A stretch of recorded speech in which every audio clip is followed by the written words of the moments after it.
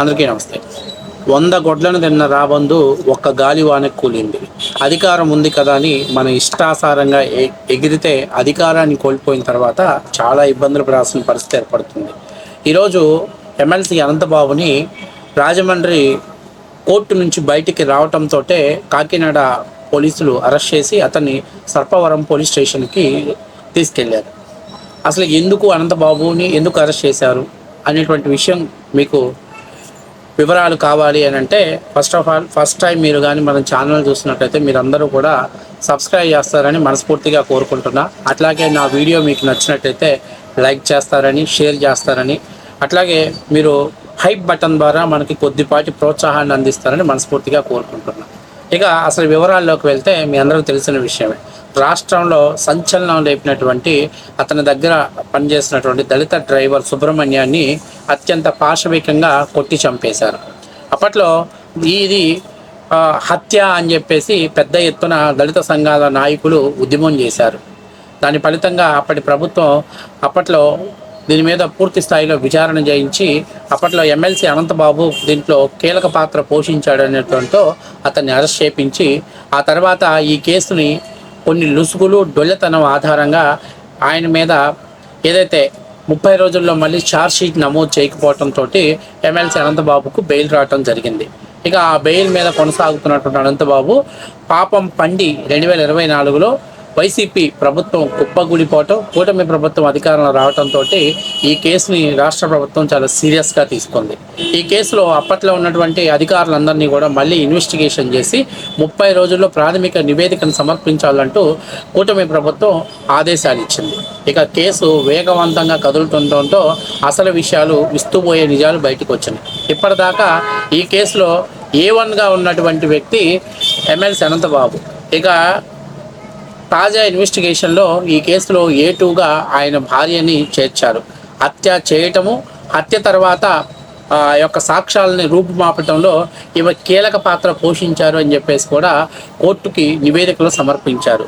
అయితే తాజాగా మరొక కేసు ఇక్కడ నమోదైంది. ఏంటి ఆ కేసు అని అంటే, ఏదైతే ఈ కేసు వేగవంతం అవుతుందో ఈ కేసులో నుంచి మన అనంతబాబు బయటపడటం కోసం ఎవరైతే ఈ కేసులో సాక్ష్యాధారులుగా ఉన్నారో శివప్రసాద్, మణికంఠ, వెంకటేష్, పవన్, ఈ నలుగురిని ఎమ్మెల్సీ అనంతబాబు మీరు కోర్టులో నాకు ఫేవర్గా సాక్ష్యం చెప్పాలి, అలా చెప్పినట్లయితే మీకు ఒక్కొక్కరికి 4 లక్షల నుంచి 5 లక్షల రూపాయలు డబ్బులు ఇస్తానని, లేకపోతే చంపుతామని బెదిరించారు. సో దీని మీద అంటే ఎవరైతే సాక్షుల్ని ప్రభావితం చేస్తాడు, ఎందుకంటే ఆయన బెయిల్ తీసుకొని బయట ఉండి సాక్షుల్ని ప్రభావితం చేశాడు కాబట్టి దీని మీద సర్పవరం పోలీస్ స్టేషన్లో మరొక కేసు నమోదైంది. ఏంటి ఆ కేసు సారాంశం అంటే, పలానా ఎమ్మెల్సీ అనంతబాబు అనేటువంటి వ్యక్తి మమ్మల్ని అంటే తనకు అనుకూలంగా సాక్ష్యం చెప్పకపోయినా, కోర్టుకు హాజరై సాక్ష్యం చెప్పినా మమ్మల్ని చంపేస్తామని చెప్పి బెదిరిస్తున్నారని అనంతబాబు ప్లస్ ఆయన అనుచరులు మా మీద అంటే హత్యా ప్రయత్నం చేస్తాం, లేకపోతే కోర్టులో మేము చెప్పినట్టుగా మాకు అనుకూలంగా సాక్ష్యం చేయాలని చెప్పేసి బెదిరిస్తున్నారని ఈ యొక్క సర్పవరం పోలీస్ స్టేషన్లో కేసు నమోదైంది. ఎవరెవరి మీద? అనంతబాబు మరియు అతని అనుచరులైనటువంటి చిన్నిబాబు, సతీషు, రాంబాబు, వీళ్ళ ముగ్గురు మీద కేసు నమోదైంది. ఇక ఇది రాష్ట్ర వ్యాప్తంగా హల్చల్ అవ్వటంతో దీని మీద కాకినాడ ఎవరైతే ఏలూరు రేంజి ఐజీ గారు దీన్ని సీరియస్గా తీసుకున్నారు. సంబంధిత ఎస్పీకి అలాగే ఈ కేసులో ఎవరైతే ఉన్నారో ఎస్ఐలకి, సిఐలకి ముందు బాధితులకు ప్రొటెక్షన్ కల్పించాలని, అంతేకాకుండా ఏదైతే సాక్షుల్ని ప్రభావితం చేస్తున్నాడు కాబట్టి ఆయన్ని కస్టడీలోకి తీసుకోవాలని చెప్పేసి పోలీసులకు ఆదేశాలు ఇచ్చారు. అయితే మధ్యాహ్నం 12 గంటలకి కస్టడీ తీసుకుందాం అనుకునే సమయానికి అనంతబాబు ఇంటి నుంచి ఎస్కేప్ అయి పారిపోయాడు. ఇక్కడే అతిపెద్ద ట్విస్ట్ ఒకటి ఏర్పడింది. ఈ ట్విస్ట్ ఏంటయ్యానంటే, ఇతనికి పోలీస్ డిపార్ట్మెంట్ నుంచి సమాచారం వెళ్ళటంతో అతను పక్కా సమాచారం అందుకున్న తర్వాతే ఇంటి నుంచి ఎస్కేప్ అయిపోయాడు. దీని మీద ఆరా తీయంగా ఎక్కడైతే సర్పవరం సిఐగా రవికుమార్ ఉన్నాడో ఈ రవికుమార్కి గతంలో అనంతబాబు గారితో మంచి సత్సంబంధాలు ఉన్నాయంట. ఆయన హయాంలో కూడా ఈయన అక్కడ సిఐగా పనిచేసి పోస్టింగ్ తీసుకొని పనిచేశాడంట. వీళ్ళిద్దరి మధ్య మంచి మ్యూచువల్ అండర్స్టాండింగ్ ఉండటంతో ఏదైతే మిమ్మల్ని అరెస్ట్ చేయడానికి పోలీసులు వస్తున్నారనేటువంటి సమాచారాన్ని సర్పవరం సిఐ రవికుమార్ అనంతబాబుకు చేరవేర్చారని అనేది కొన్ని ఇంటెలిజెన్స్ ఆధారంగా కొన్ని రిపోర్ట్స్ను సేకరించడంతో ఇక ఇప్పుడు ఈ విషయం మీద రాష్ట్ర ప్రభుత్వం కూడా సీరియస్ అవడంతో ఈ సర్పవరం సిఐ రవికుమార్ని సస్పెండ్ చేస్తూ ఆయన విఆర్కి రిపోర్ట్ చేయవలసిందిగా నిర్ణయం తీసుకున్నారు. అంతేకాకుండా తుని రూరల్ సిఐగా ఉన్నటువంటి చెన్నకేశవుల్ని ఈ కేసుతో పాటు బాధ్యతలు నిర్వహించాలంటూ ఎవరైతే గుంటూరు ఐజీ రేంజ్ వాళ్ళకి స్పష్టమైనటువంటి ఆదేశాలు ఇవ్వడం జరిగింది. అంటే ఒక సిఐ ఆల్రెడీ ఎత్తేసేసాడు, మనోడు పుణ్యమా అంటూ ఒకటి బయటికి ఒకరిని సస్పెండ్ చేసి విఆర్కు రిపోర్ట్ చేయడం జరిగింది. ఈ అనంతబాబు అనేటువంటి వాడు అధికారం పోయిన తర్వాత కూడా ఈ మధ్య చాలా రెచ్చిపోయాడు. ఒక ఎమ్మెల్యే క్యాండిడేట్ని కూడా ఏకవచనంతో మాట్లాడి నేను తలుచుకుంటే నిమిషాలలో లేపేస్తానని మాట్లాడిన సందర్భాలు కూడా ఉన్నాయి. అయితే పోలీసులు ఏం చేశారంటే చాలా తెలివిగా రాజమండ్రి పోలీస్ స్టేషన్లో ఈయన ఏదైతే అతనికి ఇచ్చినటువంటి బెయిల్ని రద్దు చేయాలి, రద్దు చేయకపోతే అతను సాక్షుల్ని ప్రభావితం చేస్తున్నాడు అనేటువంటి పిటిషన్ వేయడంతో దాని తరపున వాదనలు వినిపించడానికని అనంతబాబు గారు ఈరోజు అక్కడికి రావడం జరిగింది.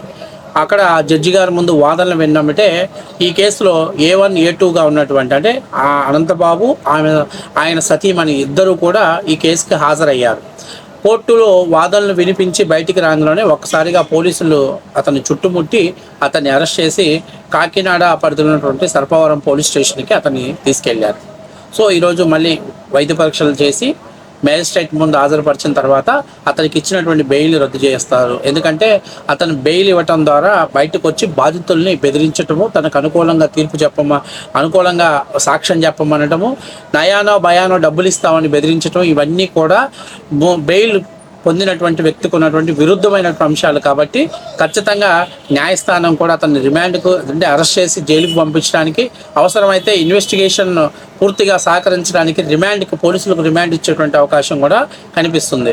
సో ఇప్పుడు ఏదైతే అనంతబాబు అనేటువంటి ఒక వ్యక్తి తన దగ్గర పనిచేసేటువంటి ఒక సామాన్యమైనటువంటి దళిత డ్రైవర్ని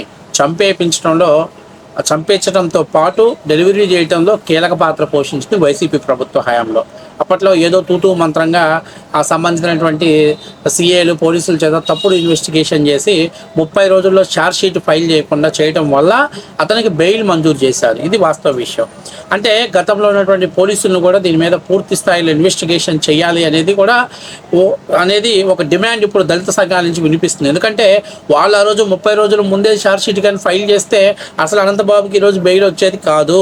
కావాలని అతనికి బెయిల్ రప్పించడం కోసమే వాళ్ళు వ్యవహరించారు.